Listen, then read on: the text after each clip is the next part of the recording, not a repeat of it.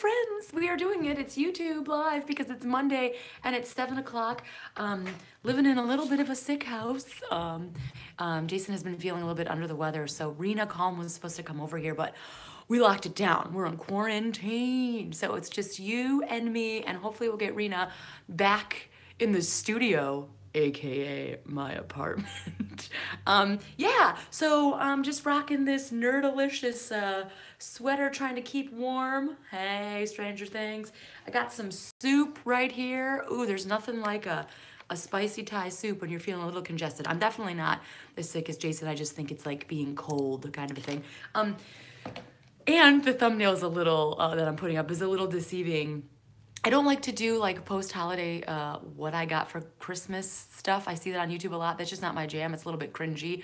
But I'm going to call this like 17 moments of 2017. And I have this Stranger Things jumper. And I did get this little 11 Eggo bobbly head thing for Christmas. So I did want to share that with you all because I feel like you nerds would appreciate it.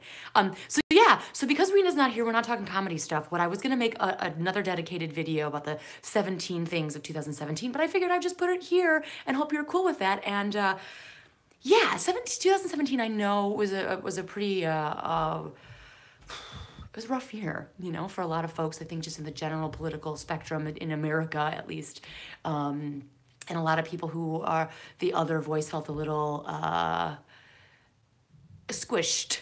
That's, I guess, a polite way to put it. So 2017, I was actually sitting down with my friends for lady brunch, Ange and Meg, and they did this really great thing where they're like, how would you rank your 2017? And, you know, I ranked it pretty low. And then I started thinking about it. And I was like, wait a second, there are like beautiful things that happened in 2017. And like, although that it was kind of rough, and I personally kind of went through a transition where I felt like, you know, my SAG stuff, like I went union, but a lot of the jobs dipped. Like the Kates did not flourish in the way that I wanted to this year. It's still doing amazing things, but I had these like larger goals set, and I felt like I was a little bit of a failure this year, and it kind of brought me down. And then with that umbrella of like Trump, Pence, you know, yeah, you know what I'm talking about. I ranked it pretty low. And then I started thinking, wait a second, like, I feel like this year of gratitude is really, really important.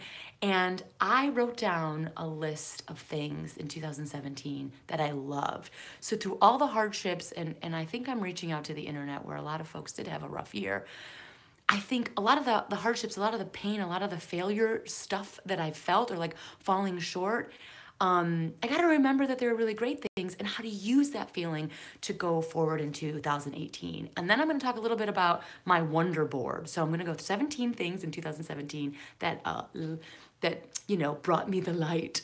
And then some things I'm doing going forward. I don't make New Year's resolutions because I have like quarterly goals that I put on my wonder board. And so I'll walk you through sort of what I'm gonna do for my wonder board as well. Cool? So I have it written over here, so apologies. I'm gonna be looking over here to remind myself what the 17 things are. Hope you're cool with that. So first thing off the bat, Women's March. Boom, boom, boom, boom, boom. And yes, I have a dirty hand. I did a comedy show and didn't take a shower. So you guys know me by now. I'm gross. So Women's March, I went to DC last January. And I can't even believe it's been a year. And that was such an amazing experience, you know. And I have a vlog where I talked about this a little more in detail. So I won't go crazy into it. But I went by myself, and then I met a whole bunch of roller derby gals from Chicago there. And I met people from all over the world. And it was really amazing. I stayed in an Airbnb, and it was just, I really experienced the city for the first time. And I actually went an inauguration day to the inauguration, like after the big hoopla, and just kind of walked around that day as well. So where there were definitely Trump folks there, and sort of feeling that vibe before the next day of the Women's March, which is just amazing. And then, yeah, it really sort of charged me up for the year and really got me looking to sort of make changes and be more active in my community, not just in females in the stand-up comedy community, but more of like intersectional feminism everywhere, not just in comedy, but like in the greater scheme. So it really energized me. And while I was there, the number 2 thing is I saw Hidden Figures 6 times. Like, One, I love strong ladies. Two, I love science. Two, love those actresses. It was just amazing. And because I was in my Airbnb and somebody was staying on the second floor, it was like a shared Airbnb. I'm a weirdo and I was like, I better give them their privacy. I know, I'm so stupid. And there was a movie theater like 2 blocks away. So I saw it so many times. I actually made friends at the movie theater and they're like, I'm sorry to see you go. But yeah, and that was one of those things where it's like just a weekend of like empowerment, and I really love that. Those are really a highlight. I know that like it seems silly, like I do find inspiration though in storytelling, and movies and TV is storytelling to me. And I think Hidden Figures were one of those movies that I will always have a place in my heart for that movie, just because it's just so inspiring and so well done. So those are the 2 things. And then, launching the open mic series. There was a lot of hard work that, Jason and Daryl and I and the whole cast and the whole crew, Tim Farrell was amazing. And so we were working on that for almost 2 years on the back end of things, which is bananas how much work we put into it. And it launched in February of 2017, and that was like one of my goals, to get a web series focused on Chicago, focused on the struggles of like non-famous kind of nobody comedians and what it feels like to be in that world. And we did apply for a lot of festivals this year, and we got in and we won some. And there's a poster, you can only see the tail end, hey. Yeah, so that was sort of my third thing, launching the open mic series. As far as what we're gonna do with it, we've applied for more festivals, but we don't intend on taking it any further. It was like an isolated project that we all wanted to do to like put on our resume. So we have it out there into the world. I'm not quite sure. As of now, we're not planning on doing like a season 2 or like a spin-off. No. Yeah. So that's number 3. Iceland. Come on. One of the goals last year that I had and Jason had as well is like we're at a point in our lives where we don't have a mortgage. We're not planning on having children at any point, but it's like, we're young now. Like, let's go out and explore the world. And it was so inspiring to go to Iceland. I finally got that vlog done. High five. Last vlog of 2017. I'll link it up. And it was just beautiful. It ticked off all the boxes. We saw everything that we wanted to see. It just like, I was talking to my friend Susie Kreckerberg about this, and sometimes the thing with traveling is like, you might have to save up, you might have to budget, it might not go well when you attend, but it makes for great stories. And it was like, you just see other things with your eyes. Sometimes your eyeballs need to see different things in the world, whether it's different people, different cultures, just different geography. And Iceland was so wonderful. And we saw the Northern Lights. Now in the vlog, we couldn't capture it. Jason did take some pictures and then he accidentally erased them. He feels real bad about it. But I am not a religious person. I think I can say that and you guys would be like, yeah, we get it. But when that sky opened and those lights danced in front of us, I'm like, I get it. If I was a Viking, I'd be like, what do you want me to do, gods? Like, it was amazing. It was something like I'll never experience again. And I was so grateful for that in 2017. And it doesn't always happen for everybody. It was wildly amazing. Screenwriting class at Annoyance. Yeah, so I want to mention this. So I just kind of did this on the whim. In August, I took a break from doing the Kates and I just wanted to focus on creativity. And I hadn't taken a break in like 10 years, which I needed to take for a month. And in that break, I signed up for a screenwriting class at Annoyance taught by Michael McCarthy. And he was the head writer on Mike and Molly. And he's back in Chicago. So he's teaching at DePaul, he's teaching at Annoyance, he's teaching at IO. And I'm also doing another class with him because I wasn't a student for a while. And Jason and I had a script, which was very like sort of loosely based off 2 of our solo shows. So I did a solo show called Huffs and Bruiser, and we kind of squished that and fictionalized some characters and kind of morphed it into a feature. And so I took this class to really hone and edit it, and it really got me, whoa, I squeezed. It really got me jazzed again to do more different kind of writing. So I think when I dabbled into the open mic, the web series, I really was like, I love stand-up still, I do, but there's something about exploring different avenues of writing that I haven't really been doing, and it's something I want to explore even more in 2018. So I think we're going to be having a reading coming up in 2018 as well. I'm not sure if it's going to be January or February, we're scheduling it, but I will let you know, and if you're in the Chicagoland area, I hope you come see and give us some feedback, because that's a tricky thing about a feature. I was kind of spoiled when it comes to stand-up. You get immediate feedback, you know what I mean? It's like the audience doesn't laugh, you're like, cool, that didn't work. But when it comes to writing a longer piece, you can spend years and years and years, and not get that feedback. So I think a reading is going to be really important for us. So I will keep you in the loop. But that class was really helpful. I felt like I met a lot of great people kind of outside of the stand-up world that are also wildly creative and interesting. And I just love their perspective.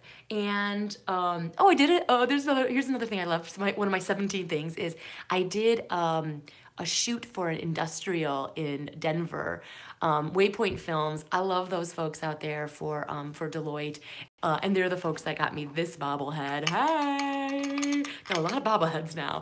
This one's loud, but it was just so much fun. And I think that sometimes like I forget because I'm always trying to do like the Wonder Board and goal setting, like doing all these things. Like sometimes shoots are just genuinely fun. And I love working with that team of people. And I was so grateful that one, I got to travel out to Denver and out to Boulder because I just love it there. I can't live there because it's too expensive, but it's just beautiful out there. And I just really like that team. So while I was reflecting back on 2017 and like the moments that really stuck out to me, I was a little surprised because it was one weekend. It was a quick industrial shoot, but they're professional. They let me play and have fun, even though that it is, you know, that it's more of a corporate job. And I'm just really grateful for those guys. I really am. Here's another thing that I had a fun shoot, and this is a little surprising. Don't be jealous. I was a plus size model for Sears, you guys. No big deal.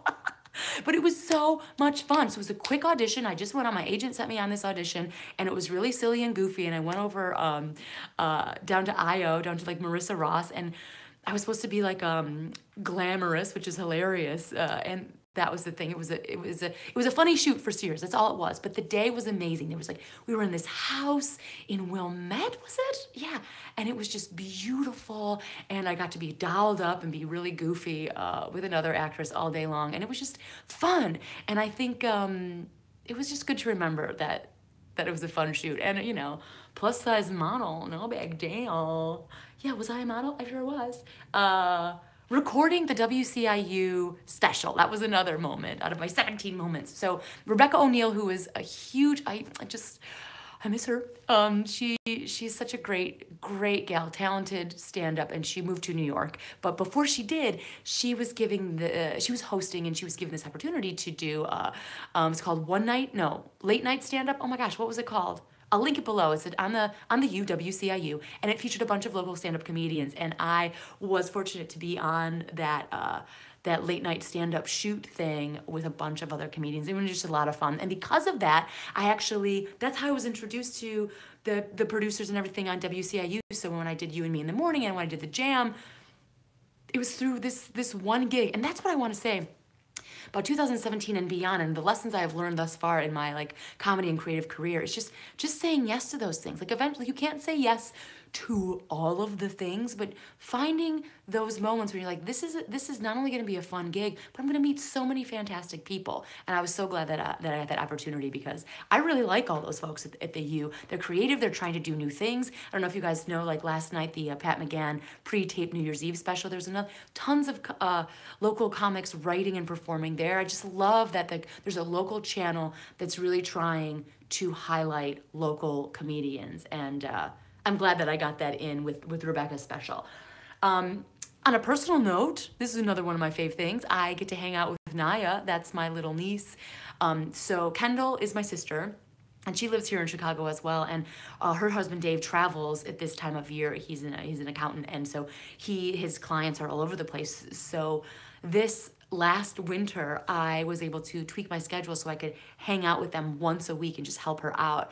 And I got to spend time with my little niece. And I know a lot of people don't get to do that. And I was so fortunate. You know, I mean, she's like 1.5. She's gonna be 3 in February. And just to like watch her grow and be a part of their lives, I'm getting like a little emotional. Oh my goodness. But like, I'm very fortunate. I don't think I'm gonna be able to do that my entire life. You know, my plan is to sort of travel with comedy, do all these things, so that I was able to do that for a chunk of time in 2017 was really amazing. And Naya is a rascal. Like, she is in some of these vlogs. You might have seen her a lot. And I mean, she's just got her own personality, and she is on fire. She can't stop moving. She's a real spaz. I wonder where she gets it. Me and my sister have some issues with energy. So that was really fantastic. I talked about this a little bit briefly, but the Kate's break in April, and I wanted to mention this. I was really grateful that I took a break. You know, I'm somebody who doesn't really pay attention to that kind of stuff. I just keep working, working, working until I break down and my body's like, go to sleep or you're sick. And this is the first time I was like, okay, things aren't going in the direction I want. There's shift in the ether, there's shift in the mission. I'm gonna take a break. I'm gonna take a break and focus on really figuring out what I want and just stop like, you know, like doing that gerbil wheel spin that I think we can do as people. And I was fortunate to be able to step outside. And then now I've really shifted and focused on what I want, not only that brand to be, but what I want to be. So I really was loving that break. Kate's at the Improv. And we're gonna be back. So we did it in 2017. We were there in October, which is a really big deal. I mean, we've done, my bangs are driving me crazy. Sorry, come on. So the Kate's at the Improv, as far as like a big milestone for the Kates, it was a huge comedy club that local folks don't get into a lot. It's a major like headlining club, like that is sort of their format. And the fact that we were able to get in 2017 and that they welcomed us back, like Stephanie over there is fantastic. So we are going to be back. The Kates are going to be back at the Improv in Schaumburg on the 25th of January. So I was very grateful for that, and I'm hopeful, and hopefully we can pack that place this time around. One of the other things I'm really grateful for, checking on my list here. Oh, you can see my reflection. Hey, look at that through the computer screen. I'm active in Samina Mustafa's campaign for Congress. Yeah. I am jazzed for it. Like, I am honored to be a part of the team, and I'm a very small part. I'm just really helping her on the back end, like, helping her do events, you know, as far as like fundraising events or just like meetups. And also I'm helping her do this thing at Women and Children First. You should check it out on January 17th. It's like a panel of like, you know, a year after the Women's March, what do we do? It's going to be fascinating. There's a lot of, you know, women's voices who aren't heard and are doing wonderful things in the world of activism. So a lot of like women of color, a lot of trans women, you know, there's just, they're on the panel talking about what they're doing in their community. And so if you're feeling like, where do I fit? If you feel like you're outside of that movement, I think it's going to be really helpful and wonderful. And I'm like happy to be a part of it, because I think one of the bummer things about 2017, at least for me personally, is I felt a little powerless with this shift of this like climate of gross, you know, going on of like and it's always been there, but it's very much present, which I think is important for change, but like the sexism, the racism, you know, all of the stuff that's going on. I mean, White House, what is happening? That I felt powerless. And I was like, no, I'm not. And so being a part of this campaign, about, you know, and Samina is a producer of comedy here in Chicago. She was frustrated and felt powerless, so she decided to do something about it. It's inspiring, and I'm so glad like that she's just I'm just glad that she's in my life and that I can help her and like be in her corner for this. So, yeah, I'm really excited about in 2017, where it like turned a year that could have made me feel really squished and sad, which I did feel a lot of this year as far as the umbrella of anxiety in America, but that it was action, you know, that it gave me somewhere to put my energy. And I'm really grateful. I'm really grateful for that. More YouTube. I mean, the whole thing in 2017 was, I mean, this is a crazy thing that happened here. Oh my gosh, I've been talking for 18 minutes. These are only supposed to be 15 minutes long. What have I done? My list is going off the rails. But YouTube, I just wanted to do this to see how, if I could. It was like a challenge that I wanted to give myself. And then two, I wanted to learn how to edit. And I'm really falling in love with this platform, this media. Like even in my vlogs, like trying to find jokes and bits, but also trying to get some more nuance that maybe sometimes I can't get through in stand-up. Like you can see more behind the scenes things, or like struggles, or like the truth of a creative life, or just like, you know, a female perspective in the world. Like I'm really enjoying YouTube. Now, I don't really know exactly what the plan is, but I'm liking just making content for everybody here. Getting in the groove of daily practice. So yeah, again, one of the things with like Goal Group and with taking those classes, especially with Michael McCartney classes, like I talked about before, he's really keen on getting everyone into a daily practice, not just with writing, but with just sort of with mental health and regular health. And so I do now, I have like a 15 minutes where I read. I do my 15-minute morning pages. I then do like my 30 to 45 minute writing, and it could be just shit writing, but like to get that done. I'm doing Weight Watchers as well. And so that's a part of a daily practice when I'm tracking what I'm eating on my app, and I'm making sure that I'm getting water in. And it's just sort of these habits that just become part of your day that really helps me feel a little more grounded, a little more centered, helps my mental health a little bit more. So the daily practice stuff is really helping me out. And it doesn't have to be like 3 hours. Like most of the stuff I'm doing is like 15-minute chunks a day. This is a weird one. I have 2 more left. I'm on 15. So this is my 16th one is, so I do this podcast with Jonah Jerkins called Petals and Prigs, and it's a Bachelor podcast. And I hate The Bachelor, Bachelorette, Bachelor in Paradise. I'm just, reality TV show is not my jam. I feel like it's a waste of time and, you know, whatever. Oh, these bangs. And, but I still do it because I think it's interesting to talk to Jonah because he has a different kind of worldview than I do. And we're able to talk to each other about it still. And the fans are amazing. I had no idea. I have to stop touching my bangs. It's driving me crazy. The fans for the podcast, I had no idea that I would love interacting with total strangers the way that I did. I should have known because of YouTube. But the same thing's happening with the podcast. There are folks that I'm meeting from across the planet, which sounds like I'm podcasting in space. But, you know, it's just amazing, like meeting people from, what am I trying to say here? Meeting people, doing a medium? I just didn't think I'd meet those people. Let's chill out. I don't know. I'm losing it, you guys. I'm losing it. The fans of that podcast, interacting with them is pretty dope. And the last thing, espresso beans. So I went to Trader Joe's, and this is an old-time favorite, and I gotta tell you, they're chocolate-covered espresso beans, and they're dangerous to have in the house, but Jason also has a scale, like a kitchen scale, so I measure out about 9 grams every morning, because otherwise I'll just guzzle the whole things. Chocolate-covered espresso beans. You were out of my life for so long, and now you're back, and they're coming up in another video, so I don't want to talk about it forever, but those are my 17 sort of like moments of joy and gratitude and like things I loved about 2017, because for me, 2017 was filled with some stuff, and I have to remind myself that there was also some immense joy. Cool? So those are my 17 moments of 2017. This is a very long video. It's supposed to be only 15 minutes, but I do want to very quickly talk about my Wonder Board. So instead of doing New Year's resolutions, I do sort of goal setting every quarter, and then I touch base with it almost like every week, to be honest with you. And in my bedroom, which is over there, I have this huge cork board, and I usually split it up into sections. So this, what I'm gonna do, and I'll show you it at the, maybe like later in the month when I do. I just have kind of a written out sheet of how I'm planning it out. And I'm splitting it up into 4 sections for January, which is like branding and social media, comedy and creativity, financial goals, and health, meaning mental, physical, and the daily practice stuff. And so I have goals for each of those things. So I'll show you that. How about that? Because I'm way over time here. I'll show you that when I have it finalized. Yeah? Yeah, I think that is it. And as far as like New Year's Eve goals, because I know it's New Year's Day and everybody's like resolutions, I just want to remind everybody on the internet that sometimes, you know, surviving the year is just enough. Like, it's okay. Like if you don't want to set massive goals, and like sometimes just being alive is a goal, and you've done it. You've accomplished it. I think there's this thing about like New Year's Eve, like a fresh, clean slate. It's like, no, you're still you. Like time is an abstract concept, man. One year to the other, whatever. You know, I'm getting real hippie. But it's true. Like there's a thing where you're like, I wasn't enough last year, so I better be more. And I fall into this trap too. It's like, no, you've got everything you need already in you. You got it. Whether you want to set like mini goals and like achievements, cool. But like, I think people stress out about it a little bit, and they beat themselves up, and that they shrink in. And I think that is one of the things that holds people back.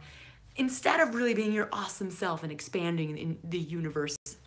Expand that universe, yep. I'm a real scientist. Well, thanks, you guys. I know that not a lot of folks are actually watching at this moment in time, but I'm still going to do Mondays at 7, and people watch a lot after the live thing. So rad. And next week, Jason had to blow his nose. Next week, I'm telling you, I have a whole bunch of comedians scheduled, and I know it's getting a little funky. Things keep coming up. Shannon Noll and now Rena Calm. But next week, I got Scott Duff on the agenda. That's right. The one and only Scott Duff. I want to eat this so bad in front of you guys, but that's really, really rude. So thanks for hanging out with me. I know this was a little bit long. I'm going to try to keep it under 15 minutes. And in the comment section, just make sure, you know, if you're interested in a topic that you want to discuss with other comedians going forward, because that's what this Monday night's going to be, let me know. Okay, have a great night, and happy January 1st to you. That's